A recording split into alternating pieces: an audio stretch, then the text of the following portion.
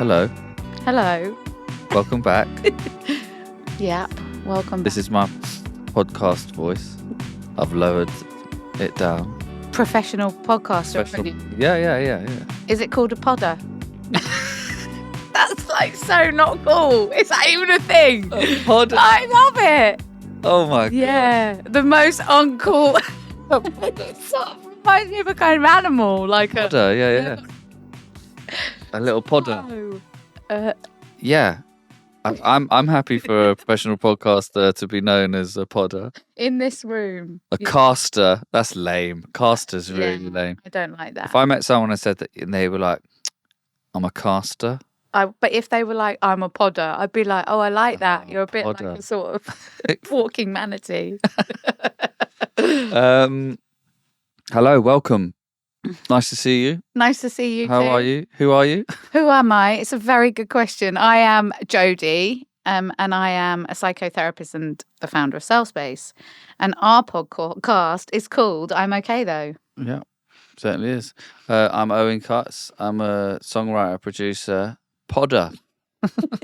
Please never actually say that in I'm public. a podder. Please. I'm going to put it on my Instagram bio. Oh, Podder. Yeah.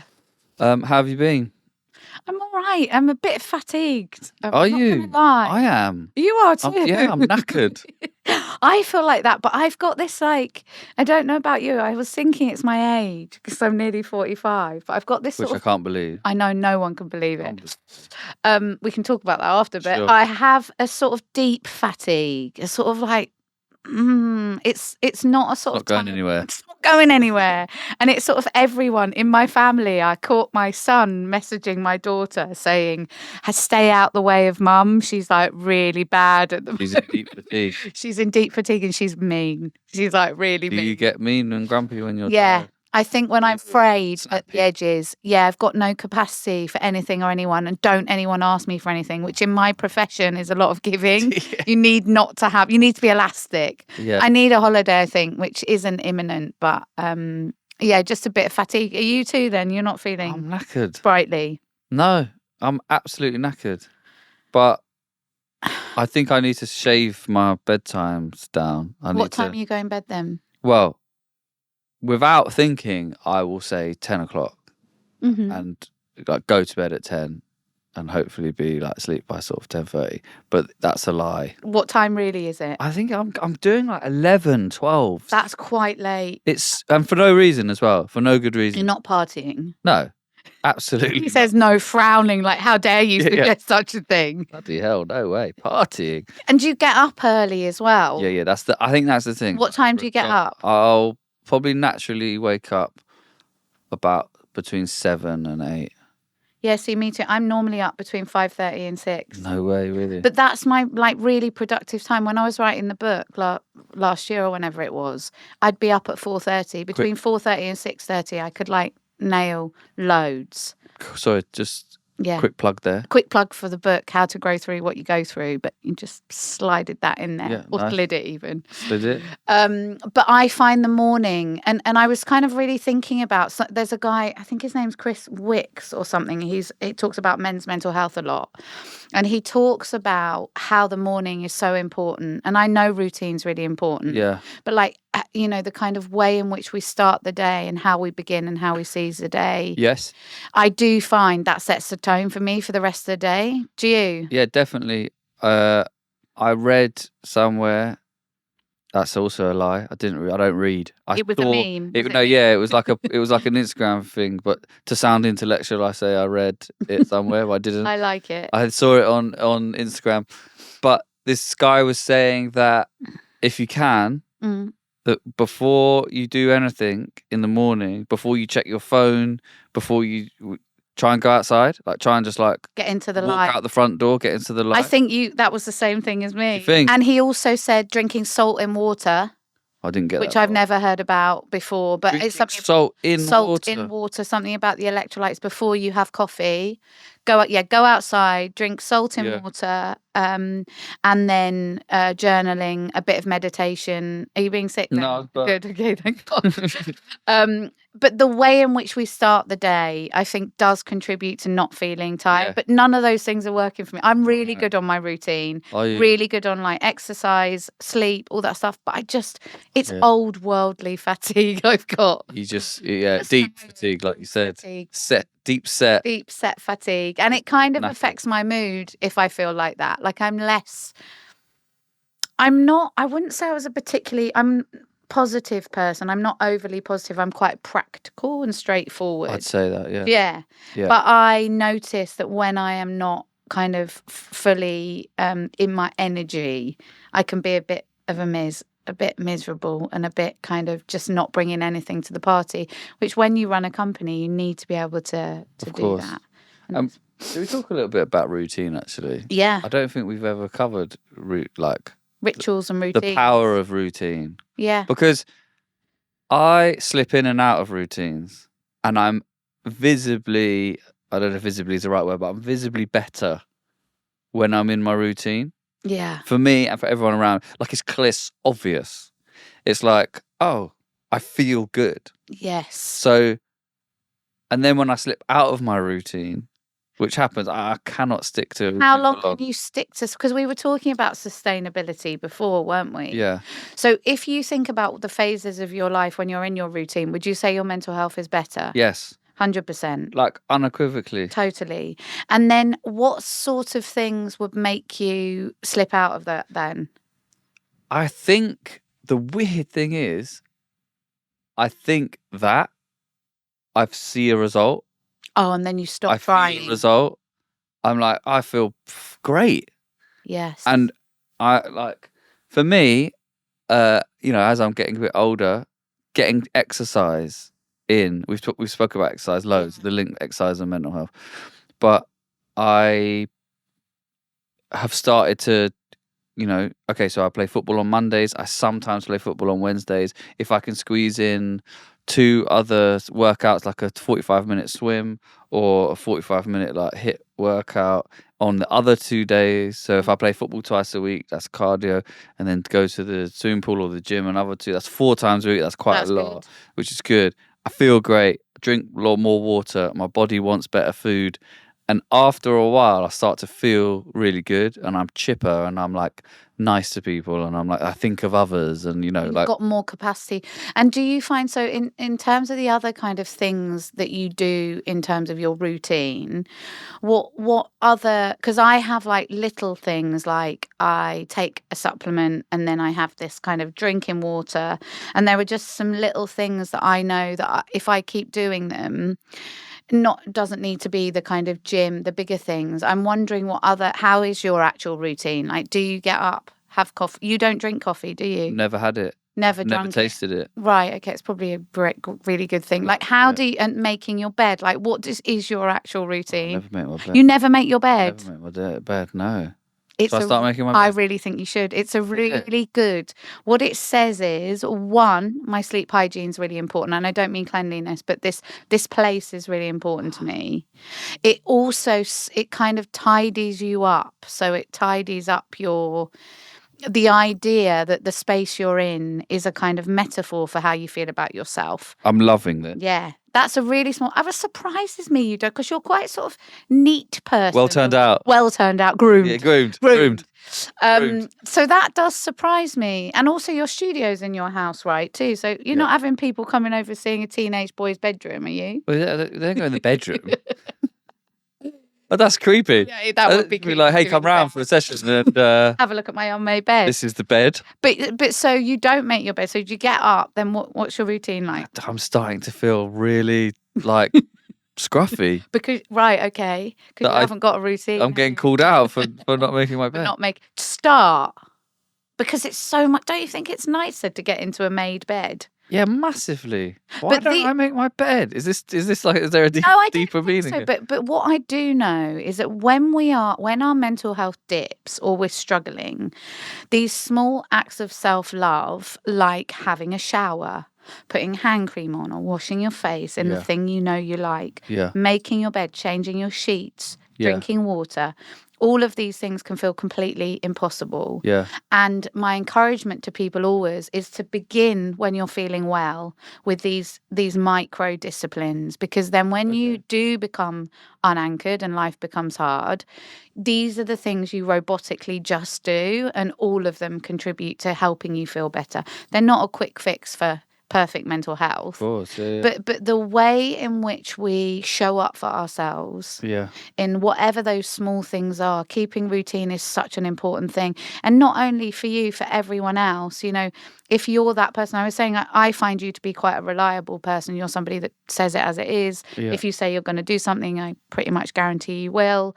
And there's something about that, firstly, the commitment to myself and then to others, which translates, I think, in the way that we live.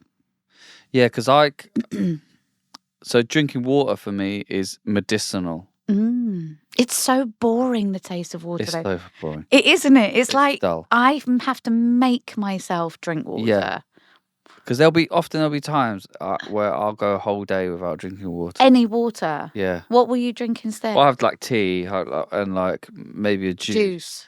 But I won't drink it, or I might be like have like a couple days like that, and then I'll get a horrendous headache, or I'll feel weird, and I'll be like, oh, why have I got this? Because I've not drank. So I'm a prune. Yeah, completely like dry. So I try, and when I'm in my routine, I get up and I'll drink like a pint of water, That's just like good. straight off the bat. Just get it down. Just get it down you. Drink. And I know that's not the best way to consume water. But at least you are. You're meant to sort of sip it throughout the day. But yeah, I just like back a load of water. Do you eat breakfast? I always eat breakfast, yeah. That's good. Because lots of people, and look, I just think all of these things, the way that we nourish ourselves, like it is, these things, they really matter to the way that you kind of feel to your mental health and all of those things. And I find like you, I'm quite productive and energetic in the mornings. Yeah. So, and no one in bloody music wants to do anything in the morning. So before like 12? Yeah, really? like it's ridiculous. It's like, oh, can we start at 11? And it's like a shock. Mm-hmm. It's 11 in the morning. So I'm not asking you to come at 7 a.m. So yeah, nothing really starts until 12. So I often have the whole morning. If I'm up at 7, or if the kids get up, but What time do your kids wake up? They wake up around 6:37. Right, yeah. And they get, you know what? My kids still go to bed at like 7. I love that. I love that. But that is part of routine, the education. I notice with my kids, they're teens, 13 and 15. They still love going to sleep, going to bed. We never used the bedtime as a punishment. Oh God, no! But that is the thing. Or go to your bedroom as a punishment. This is a place you go when you're being stonewalled or you're being punished. And of course, each to their own. But what I have noticed is that both my kids really relish going to sleep, and I was the same. It used to really stress me out when I was a little girl. Like my mum used to like to go to the pub a lot, and I'd be waiting at the door like I wanted to go home. I hated it at the pub, and I absolutely hated She took you to the pub. She took me to the pub. And I'd just be looking at the clock going, it's past 8 o'clock and I just really want to go to bed. I just wanted to go to sleep.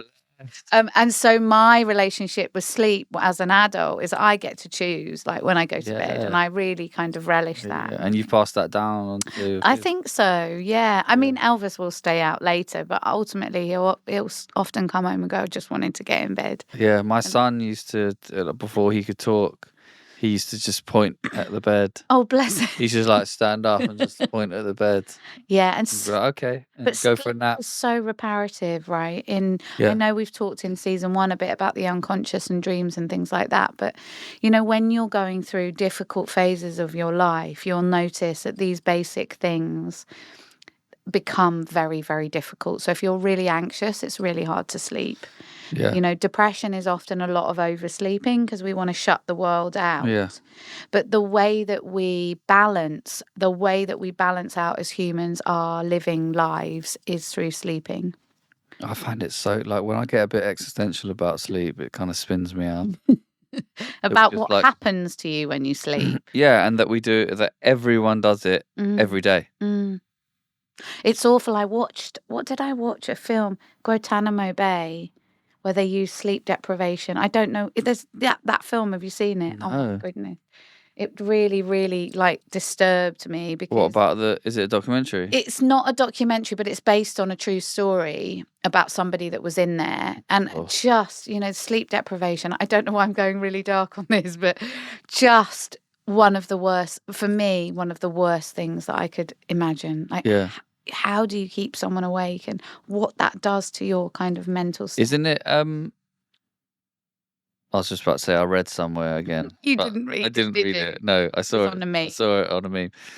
Is that sleep deprivation sometimes like irreparable? The damage it can do. Yeah, definitely. And also, I think that what happens for us as people is when we're struggling or we've got a lot of kind of repressed matter. Are you yawning because Yeah. we're talking about sleep? Do you want to have a little bit?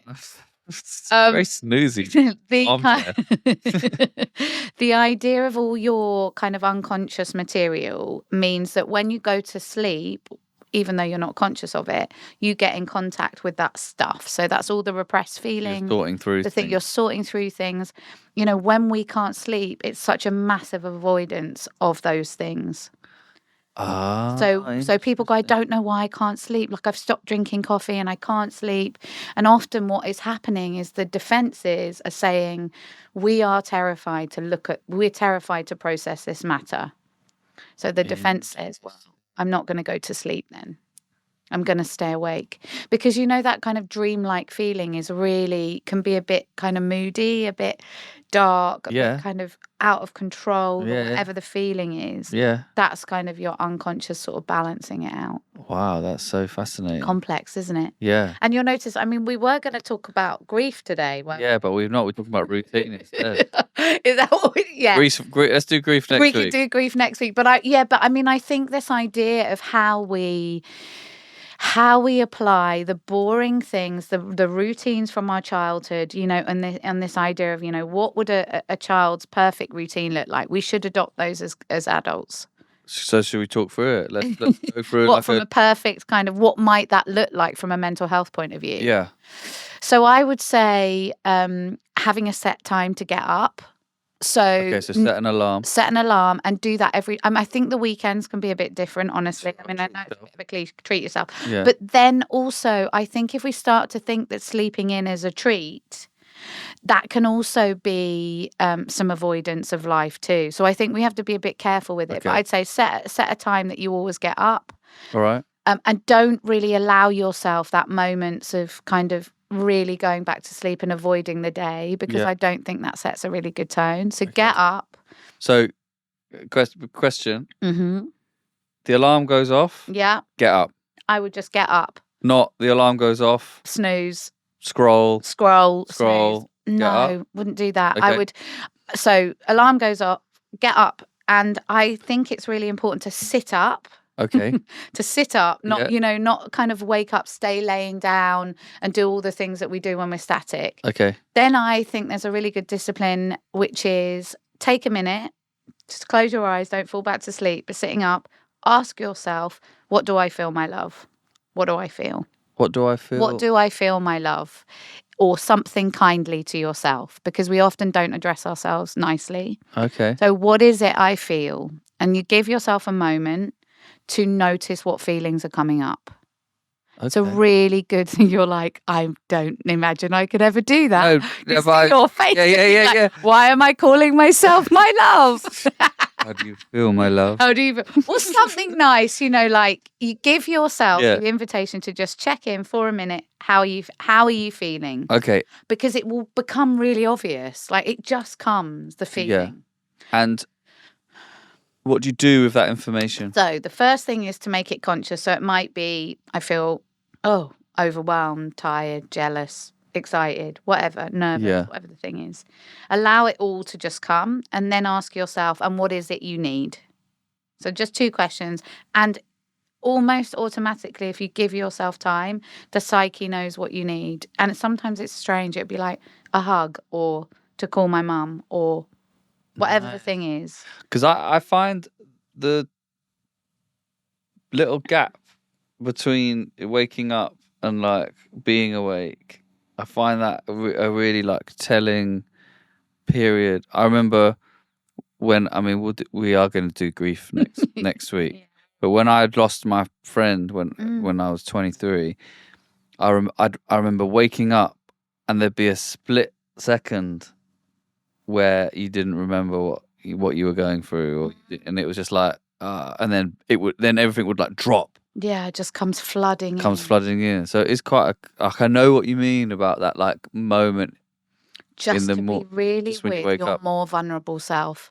And the reason why that happens is because your ego defense is lower when you're not fully conscious. Okay. So of course you're awake, you're sat on the bed, you're asking yourself these questions. And I know it sounds ridiculous, but the fact that you've put a name to the feeling, overwhelmed, it gives you some clarity, even if you do nothing with it. Yeah. Then you can get up. Some people journal at that time, like maybe take a few minutes just to write down. Yeah. Or maybe not. And then maybe you, however your morning is spent, then it might be going to the gym. It might be sitting in the garden having a cup of tea. Yeah. Whatever the thing is that you need to do. But I would give yourself some kind of sustenance or whatever that might be. Okay, so let's say you start work at 9, right? Or let's say you have to leave the house at 8. At 8. Yeah. What time are we setting our alarm? Maybe like 6 or 6:15. So I know that's quite a... Is that tough for people? I think people are going to be like, what? Someone getting up at 6? But what are we saying? Let's try it. Let's do it. See, and allow yourself to feel a bit tired there in the morning until the routine kind of kicks in. Yeah. You'll feel so proud of yourself by the time you get to work, having done all of these things, because you've given yourself a bit more time and you're not rushing. Another thing I think that's quite helpful, and I don't know whether you do it, but put your clothes out the night before. No, I don't do that. But do you decide what you're going to wear? Yeah, I've got yeah, you look like someone that might have thought, this is what I'm going to wear.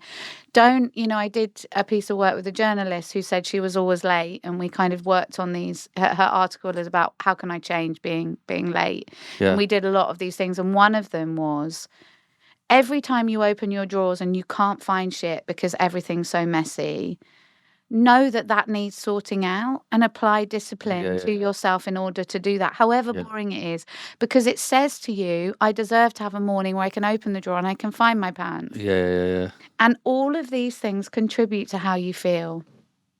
If we leave things in chaos, if you're getting up every day and you can't find any of your clothes because everything's in a mess, or you can't fit things in your drawer, every time you say, it doesn't matter, I won't do it, you basically tell yourself, I don't matter. Yeah. My feelings don't matter. My sense of peace doesn't matter. There's a setting on my washing machine, which is wash and wear.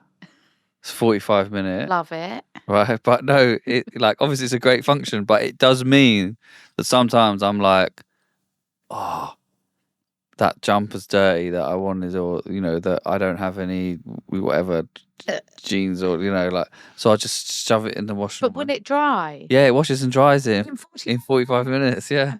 Clean.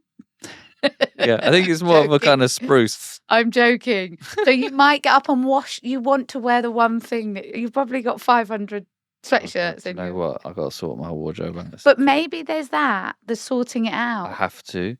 And also, I can't, this is a totally different thing, but I can't throw anything away. I'm like, but I love this jacket. Haven't worn it in 4 years.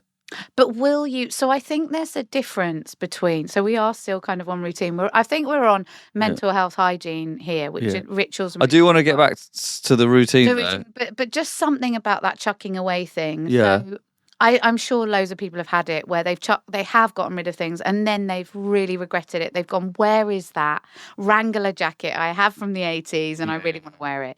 What I would say to you is if you're opening your drawer and you've got 20 greying t-shirts which don't make you feel good when you put them on, grey tracksuit bottoms without the elastic in, odd socks, get rid of those. You're better to have 4 things in your wardrobe that I don't mean everything needs to look smart, but you need to feel good in it. If you're opening your drawers and you're rifling through a load of stuff with stains on, things that don't feel good, just let them go. Whereas there might be kind of a bag of storage stuff that you keep that's nostalgic or you think you might return to. But letting things go is a really good discipline for your mental health in whatever context that might be. So whether it's letting go of bad habits, letting go of people, getting rid of clothes and things that contribute to you not feeling like your best self. I do think there's a really good communication in that.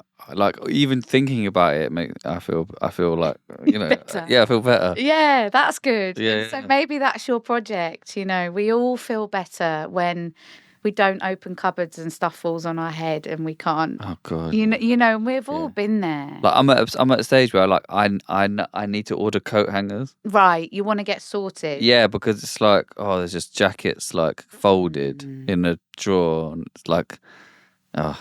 But maybe that it's good to know, like, you just come into contact there with a bit of you which could grow a tiny bit. So when you go, oh, I feel a bit excited about that.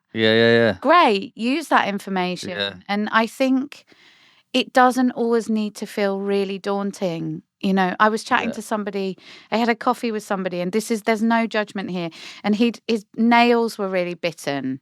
And I said, oh, you've got such nice hands. It's such a shame you bite your nails. And he said, nobody's ever said it to me like that before. Everyone just tells me to stop biting my nails. Right. And I said, so do you think you can stop? And he said, I think I feel excited about the possibility of trying now. So I want, and I was saying it genuinely. And I thought, what a shame that your anxiety is manifesting like that. Yeah. How can we help you to know you're worth not doing that? Have you ever bitten your nails? I'm not a nail biter. Are you? I've never bitten my nails. I find, look, there's a lot of things which are manifestations of our feelings. Smoking, drinking, biting our nails, picking, skin picking. I have skin picked before when I'm stressed or worried.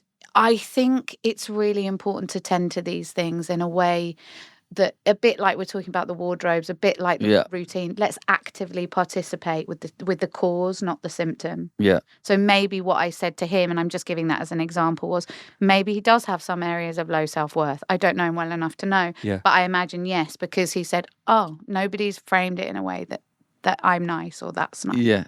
So I think the way in which we look at our lives and think about the communication we have with ourselves in all of these different areas is so important. It's amazing, isn't it? What the little kind of changes you can make. So where are we at now? We're like mid-morning, aren't we? Morning is important. What happens in the day, I think the people's lives are so different. What I would suggest to you is, if there are points in your day which you know are just a vortex of wasted time, or that is making you not feel good, change it up. So if you know your afternoon's really shitty, slow, whatever it is, then maybe that's where you shoehorn in a gym class. Or maybe that's where you go for a walk. Or maybe that's where you make a phone call to someone that you care about. So do the thing. Actively participate with changing the routine. What part of the day do you find hardest or most difficult, boring? Where you might be scrolling more? I'd say probably sort of 3-4 in the afternoon. So, I mean, my day's different because it starts, like, work-wise, it will start at 12. So sometimes by, like, 3 or 4, it can get a bit stodgy. Slumpy. The excitement. You also have to work into the evening as well. Sometimes. Which I can't do. Like, I've identified that I'm not creative in the evenings. So, like, some people start at 12 at night. I know. Do you know, I was reading an article in Vogue. I never really read that, but it was in the hairdresser, and it was Rihanna. And the journalist had been waiting for weeks to get this article, to have this interview with Rihanna. And she sent the car to pick the journalist up at 3 a.m. And she did the interview at 4, and she said, this is just the time that I'm the best. I'm the best at this that's time. mad. I Isn't know it? people like that. I know people who are the best At that at time. 4 a.m. And there was something in that, which is, of course, she's who she is. She can send a car at 4 and someone's going to come. Yeah. We might not have that much luck. Yeah. But knowing yourself and the way in which you work best, I think Definitely. is really important. So I always say to people, I don't go past 7. That's I rarely go past You 7. set your boundary out. Because I like to have an evening. Yeah. What do you? So now imagine we're into the evening. Just remember to drink water and eat in the day. Do you know what? I often find it. I often will have lunch at a weird time, because if you start at 12. Yeah. I'm guessing people in the studio don't want to eat till later. Yeah, but you don't you're not gonna break at 1. Yeah, You know, like, oh, should we just go for a lunch? You know, we don't really do break. You don't have lunch break. Do you get food sent in? Yeah, sometimes we order in, or we can go to the shops or go to a cafe and But I feel like that's wasting studio time when I'm like, you've just got something cooking, and you go out and spend an hour in a restaurant and then come back. And then, because I don't really go past 7, it's like a quite finite amount of time if we've only got one day. Yeah. So often what will happen is I'll just forget, and I'll just be so into like what I'm doing or producing or like writing the song. I'll just and all of a sudden it's like 5, Slumping. and I'm starving. Yeah. And I'm like, oh my God, I'm so sorry. And then like the artist is like, oh geez, I'm starving, and we're like, oh, panic. Yeah, it's like, oh, sorry. Let's eat now, and it kind of like. Whereas having a bit more of a set routine is probably, but it is hard, isn't it? Particularly when your job might be a bit unpredictable. But I guess there might be just ways in which you keep really nice little snacks in your bag. So in terms of an evening, then, how do you spend your evenings? So in the evenings, I like to either play football, watch some episodes of a series. Yeah. Sometimes I get really in the mood to watch a film. Yeah. I love movies. I think it's such an amazing, magical, like a whole life can be told in 2 hours, and you can get really sucked into that life and like really emotional. And then they're only like 2-3 hours. I think that's amazing to tell such a story in 2 hours. Or I've been cooking more recently, so cook something nice, or see some friends. Yeah, so a little bit of social, a bit of kind of creative time. Yeah, and so those kind of indulging some of your passions, I think, is really important in the evenings. Yeah, and then having kind of a good bedtime routine, which might look like. We've talked about this before, but not drinking every night really disrupts your sleep. Maybe having a bath, maybe just taking it a little bit slower. I would also encourage you to try to do one thing every day in the early part of the evening that you're putting off. That might be replying to a message. Okay. Taking a look at that bill that just needs paying. So one small thing every day. So you think that's an evening? Your sock drawer. Yeah. Do this one thing that you're avoiding. I think that's really, really important. Yeah. And then introduce one thing that brings you a little bit of joy. So it might be cooking. I take no joy in cooking at all. Okay. But I do sometimes like if there's been something on my mind, I might like to write a post on Instagram about it, and that brings me a bit of joy. Yeah. Or I might like to voice note a friend, or so something that sparks just a tiny little bit of joy for you. Nice. is really important. And then just kind of winding down before you go to bed. And then I think it's also really nice to kind of repeat that discipline, which is how am I feeling and what do I need? While you're in, just before you go to sleep, like just take a minute, sat down, or before you get into bed, like, how am I doing right now? How do you feel, my love? Yeah. Let it come, notice it, and what do I need to go to sleep? Most likely, but it's just a good education because we often don't ask ourselves, what do I need? Fully. So that's what I'd say. It's not a perfect thing, and we're all going to fall off all the wagons at some point. I suppose it's not like wake up, go to the gym, do a hit work, come back, No. journal for it's not like it's not that actually that hard to do. What you're saying? I don't think it is actually. I think, listen, I'm all about sustainability and introducing a way of living that doesn't feel like it's deprivation. Yeah. I think the minute we start depriving ourselves or giving ourselves a kind of militant routine, Yeah. It's not sustainable, is it? Not sustainable. I've done those before where you're just like fail 4 months of like mental intense. like keto and boxing. I'm not really. I mean, it does work for some people, but it works, but it's not sustainable. Like you get in really good shape, or you get in but like so you can't do that forever. So and then you leave it. Yeah. So just thinking about that, then that kind of going to sleep. So we're back to the end of the day. What keeps you awake? Does anything keep you awake, or do you go sleep straight away? Luckily, I've always been a really good sleeper. I could sort of fall asleep anywhere. I've never had a problem with it. But when I'm really pissed off about something, that keeps me up. Angry. Yeah, where I feel like, angry, or I've been like there's a disservice has been done to me. Is that the right way to phrase it?